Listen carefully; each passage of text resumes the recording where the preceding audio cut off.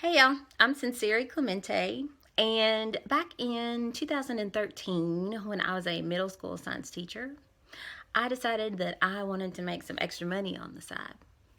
And I found a course on build affiliate marketing websites and make extra money. And I thought, yes, that's the answer. No, it wasn't the answer because I didn't know anything about building websites. And I thought, well, this course will teach me, right? Not so much. They were talking all this tech-inese stuff I didn't understand, and I would try to get my questions answered, but it was kind of like, we don't have time for all that. Just follow the steps in the tutorials. So I followed the steps in the tutorials, but I came out with this really ugly website, and it was a whole lot of frustration, and I was just like, I don't think I can do it.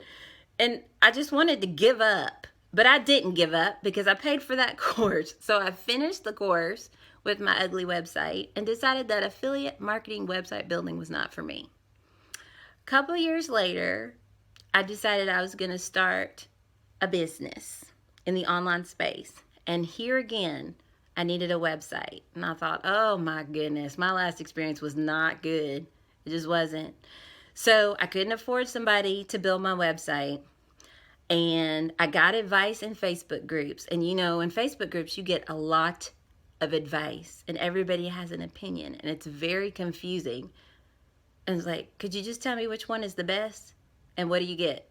Well, it depends on what you want. I'm thinking, no, just tell me, please. Give me some guidance. Please help me. So I did the Facebook group thing. I did the YouTubing thing where I spent hours on YouTube looking through tutorials and build your website in an hour. I'm like, but that's not what I want my website to look like. Who am I going to ask questions to?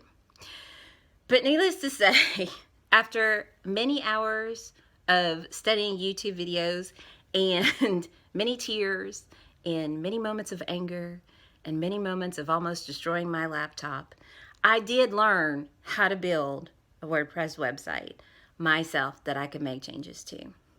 I did eventually go on to build websites for clients. I eventually went on to teach other people how to use their websites and change them themselves.